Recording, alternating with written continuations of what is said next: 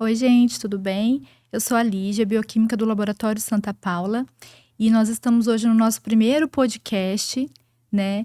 E assim, a gente está aproveitando que a gente está em fevereiro, que é o conhecido como Fevereiro Laranja, mês de conscientização sobre a doença da leucemia. E para fazermos um conteúdo diferente para vocês, a gente convidou hoje a Laís Brojo, que ela já é cliente do laboratório e também minha amiga, né, de longa data. Obrigada, Laís, por você ter aceitado esse desafio junto comigo, tá? E a gente vai contar um pouquinho da sua história hoje. Sim, vamos torcer pra eu não chorar. Então, Laís, fala um pouquinho de você, como era a sua vida há 2 anos atrás. Então, em 2022 foi quando eu descobri a leucemia, né? Em junho de 2022. E antes disso, eu sempre tive uma vida normal, né? Uma alimentação boa, sempre fiz atividade física, me exercitava desde os 15 anos. Não fumava, não bebia. Então, assim, quando veio o diagnóstico, não só eu, mas como toda a minha família e amigos ficaram surpresos, né? Porque sempre tive uma vida regrada, certinha, e uma doença tão grave, né, Sim. apareceu. E assim, Laís, quais eram os sintomas? O que você sentia?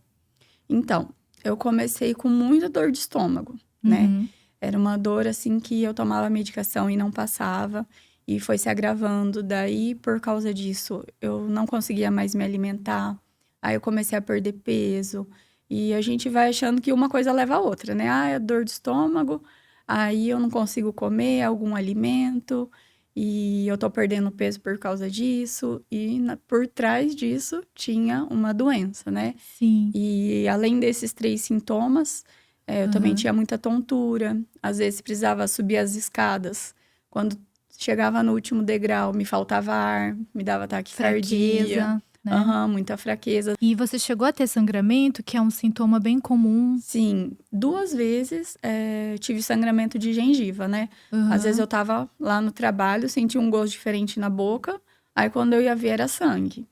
Aí um outro sintoma também que eu só descobri que era da leucemia era o suor noturno, né? Nossa. Daí a gente acha, porque tá muito calor, daí vai lá, liga o ar pra refrescar. Mas não, era da doença também.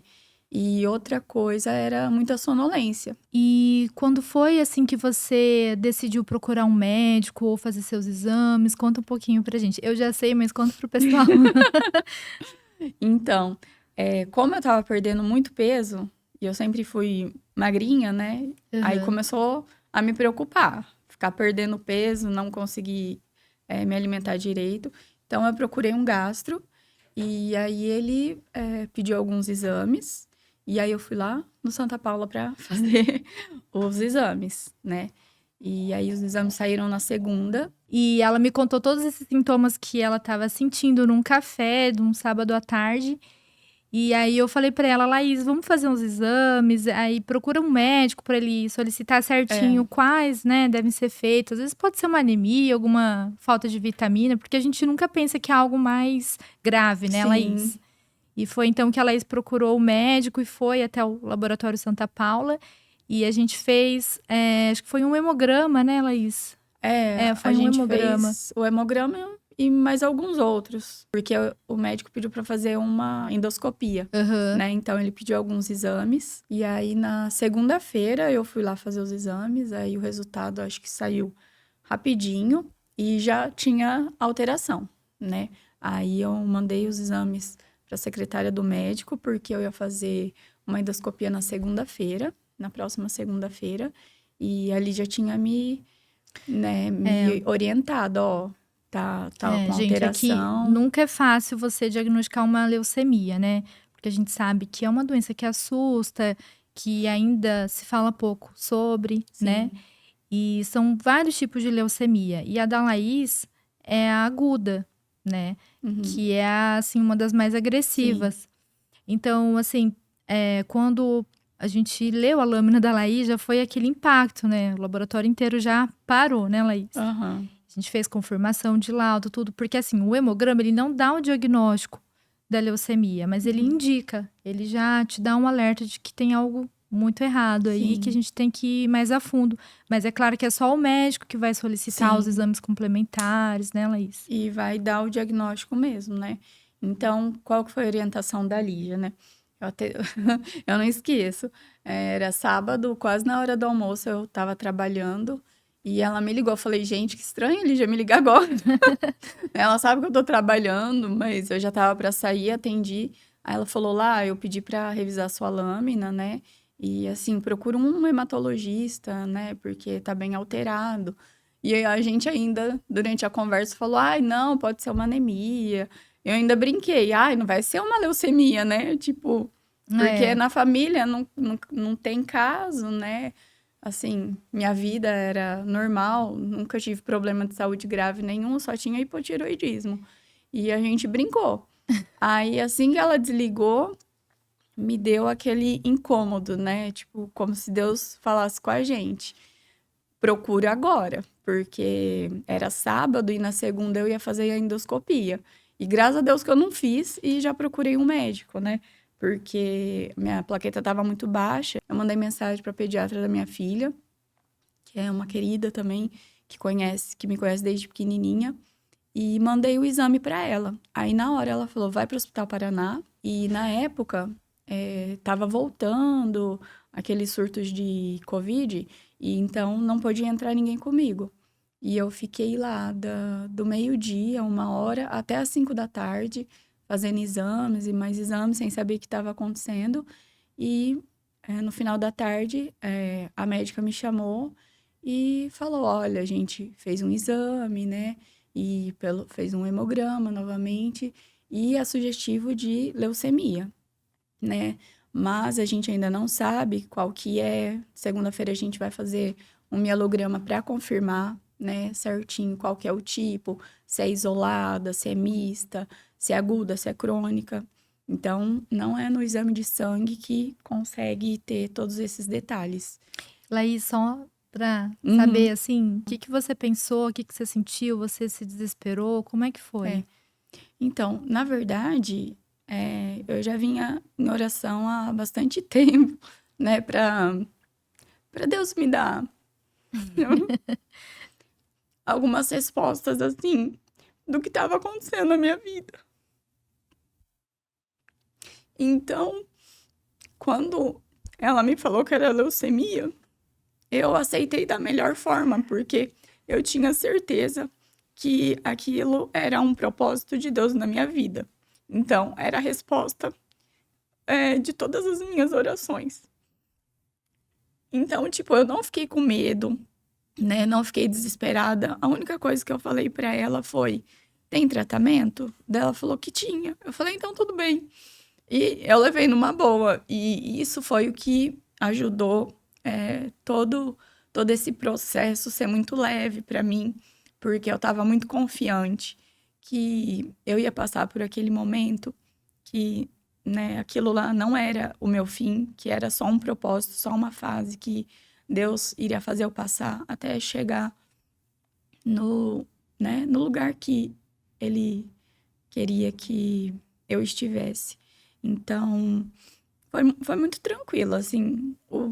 Eu fiquei mais tranquila do que os amigos e os familiares. E como que a tua família, seus amigos reagiram com a Aham. notícia? Então, aí quando eu fui pro hospital, eu não contei pra praticamente ninguém, né? Aham. E aí, depois que saiu o diagnóstico, eu avisei a minha mãe por mensagem ainda. Eu avisei por mensagem, né?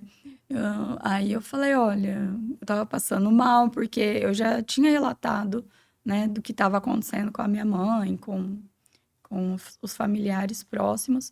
E daí eu falei: daí a médica disse que provavelmente é uma leucemia. E todo mundo esperou, né? Laís, Tudo. você tem uma filha pequena, né, a Isadora. Uhum. E como é que foi, assim, pra ela, né? Ela conseguiu entender? Você explicou pra ela? Como é que É. foi? Então, aí no caso, eu fui pro hospital sábado e lá eu fiquei, durante 30 dias. E isso eu não esperava. Uhum. Então, assim, foram situações que a gente tinha que resolver, né, sem planejar. Mas como eu tinha uma rede de apoio muito boa, né? Familiares, amigos, então eu consegui contornar bem essa história. E ela é uma menina extraordinária, assim, muito forte, né? Foi a que mais me deu força, porque ela levou muito bem essa situação. Talvez porque ela era pequenininha ainda, né? Tinha 6 anos, 5 para 6. Então, aí ela levou de uma forma bem tranquila, assim. Como é que foi, assim, o tratamento? Você ficou esses 30 dias, você precisou fazer alguma cirurgia? Como é que foi? Teve quimioterapia? Conta um Sim. pouquinho pra gente. Então, aí assim, na segunda-feira fez um mielograma, né? E lá foi identificado que era uma leucemia mieloide aguda. Então, quando é aguda, ela é muito rápida e grave. Então, o tratamento tem que começar logo, né? Então, precisa de químio e ainda não sabia se precisaria de transplante de medula ou não. Então, assim, foi feito vários exames nesses 30 dias. Eu comecei a químio, se eu não me engano, na terça-feira, né? Às vezes demora um pouquinho mais, mas eu tenho uma irmã que ela correu atrás disso, conseguiu agilizar tudo. Então, eu internei no sábado, comecei a químio na terça, e a gente faz 7 dias de químio. Aí, quando nós fazemos a químio, nossa imunidade cai totalmente. Então, é muito fácil da gente pegar alguma infecção, e por isso a gente tem que ficar no hospital até a imunidade começar a voltar, né? Então, foram 30 dias, assim, eu fui para o hospital achando que dali 3 horas ia sair, acabei ficando 30 dias, né? Então, foi meio difícil isso, aí tem que pôr catéter, aí toda semana eles coletam exames para acompanhar como que tá reagindo o corpo. As plaquetas caem, a hemoglobina cai, daí a gente precisa de transfusão de sangue, transfusão de plaqueta. Então é assim, o tempo todo que a gente tá no hospital, ou é fazendo químio, né? Geralmente são 7 dias de químio, e mais uns 15, 20 dias para recuperar. A gente sabe que num tratamento contra a leucemia, o objetivo principal é continuar vivendo, né, se curar. Como que foi pra você isso? Como você encarou? Porque, né, eu já te conheço há bastante tempo, sempre teve cabelão, sempre foi muito vaidosa. Como que foi isso pra você? Então, igual eu falei, né? Como eu sabia que tinha um propósito nisso tudo, eu levei, assim, sempre pro lado positivo, da melhor forma. Nunca me desesperei, nunca fiquei questionando a Deus, ai, por que comigo? Que é o que meus amigos e familiares faziam, né? Gente, mas por que você, né? Pela forma como eu vivia, né? Pelo meu agir.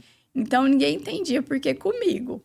Mas, às vezes, Deus usa as pessoas para tocar quem tá em volta, né? E um dos propósitos foi o da minha mãe, né? Todo mundo elogiava o meu cabelo. E aí chegou na hora de cortar. Primeiro eu cortei curtinho, um pouquinho mais curto do que tá agora. E quando eu voltei para casa depois dos 30 dias no hospital, eu acabei raspando. Mas todo mundo achou que eu ia desesperar, que eu ia entrar em depressão, né? Ia sofrer, mas não. Meu cabelo tá lá, guardado até hoje. Guardei de lembrança. Oh, mas, então, aí a questão do propósito que eu falo, né? Aí um pouquinho envolve a questão dos exames. Que depois que identificou que foi uma leucemia mieloide aguda, vai investigar se tem alguma coisa além disso, né? Alguma mutação genética, os fatores que podem ter ajudado a levar a leucemia. Então, descobriram que eu tinha uma mutação genética. E isso daí deixou a leucemia mais difícil ainda de ser tratada, né?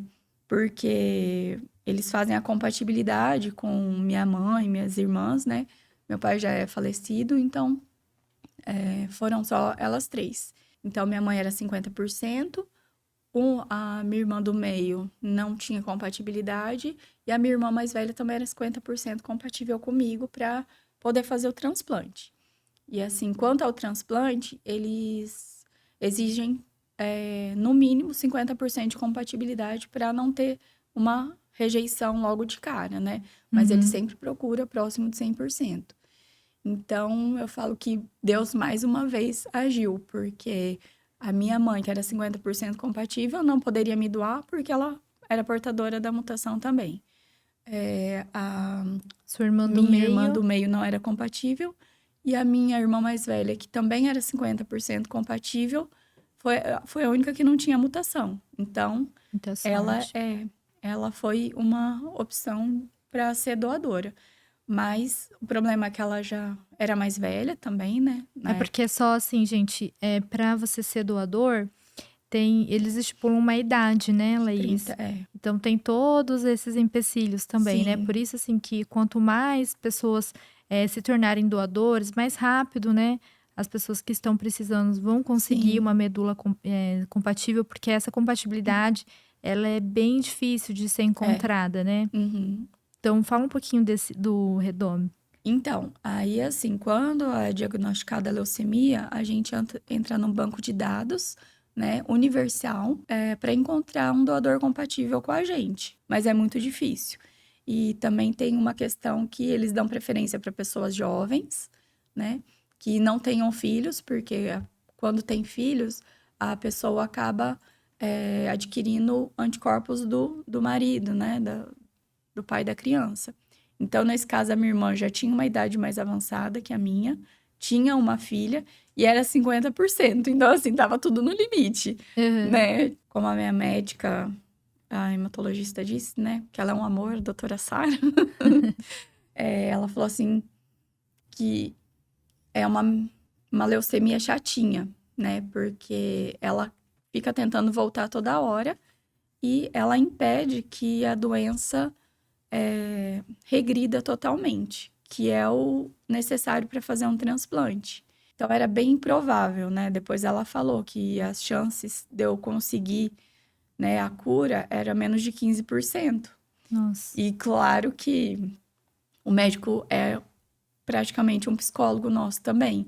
Então, assim, ela na hora não me falou isso, porque senão vai desestabilizar a família inteira, né? Então, ela Uhum. com muito cuidado, ela soube orientar, soube explicar. Ela nunca deixou de esconder nada, né? Mas ela sabia as palavras certas para falar comigo.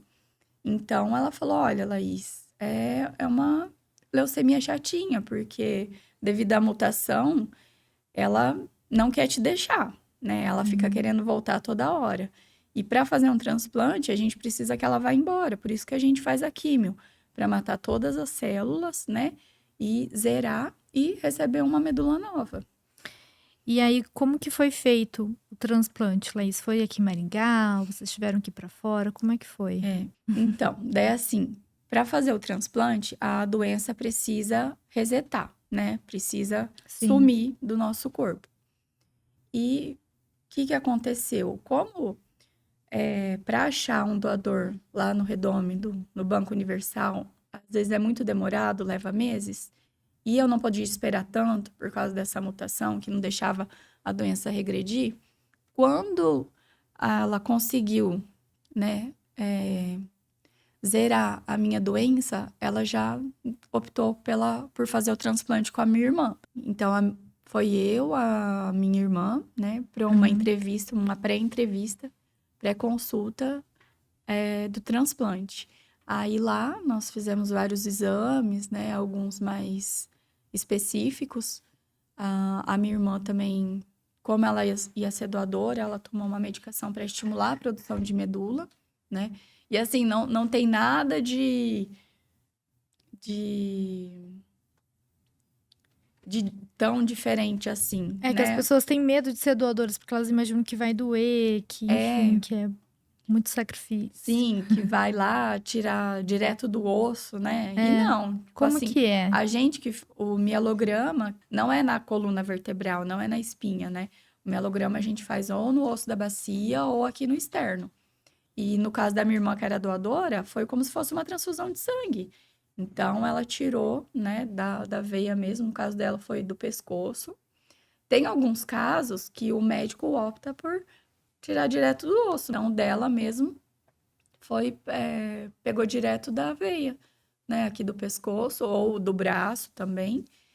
E era uma bolsinha de sangue. né? O transplante é isso. A gente acha que é cirúrgico, alguma coisa, mas não.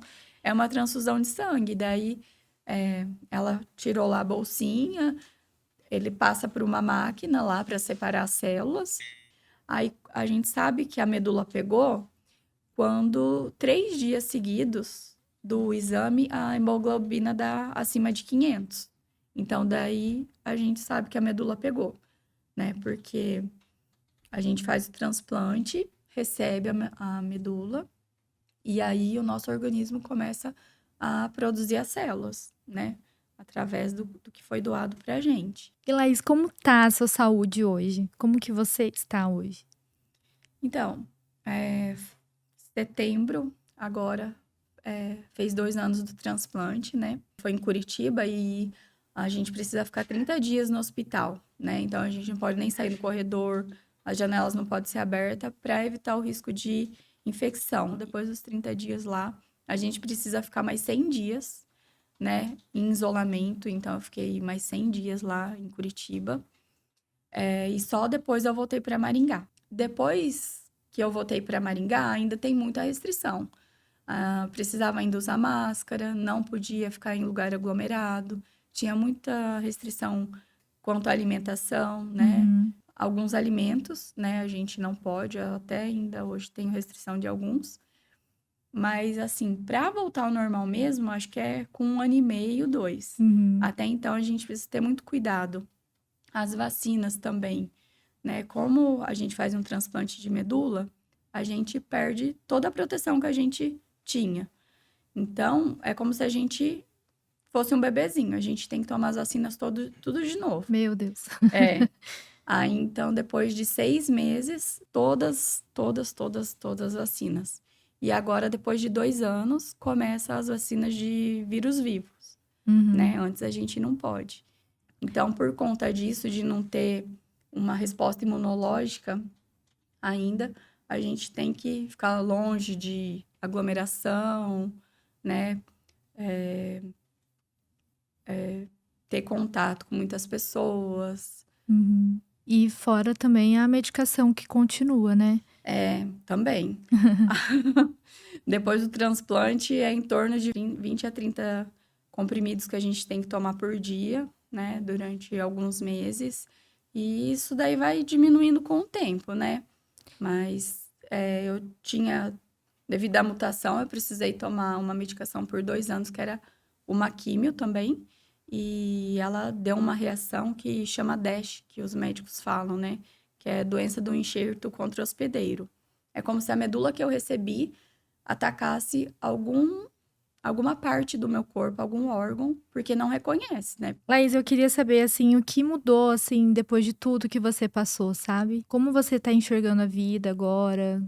Quais são seus planos? A gente tem um mau costume de deixar para repensar na vida e nas nossas atitudes, né? Em como a gente é, em como a gente reage em cada situação. Só depois que a gente vive momentos como esse, né? Então, eu nunca pensei que... A gente nunca pensa que isso vai acontecer com a gente, né? Mas eu enxergo as situações de uma maneira muito mais leve agora, né? Tento não levar tudo pro Lado pessoal. pro lado pessoal, de guardar mágoa, guardar rancor, né?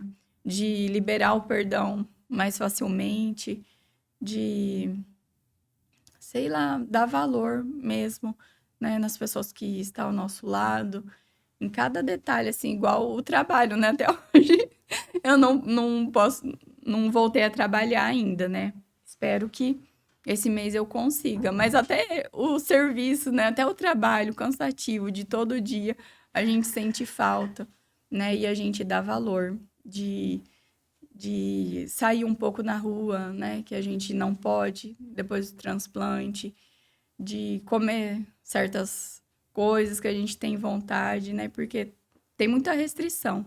Então, quando isso vai sendo permitido depois, né? A gente vai tendo a liberdade, a gente vê o quanto pequenas coisas fazem diferença na nossa vida. Gente, a gente está finalizando hoje o nosso podcast. Eu queria te agradecer, Laís, por ter topado o desafio de estar vindo aqui hoje, tá?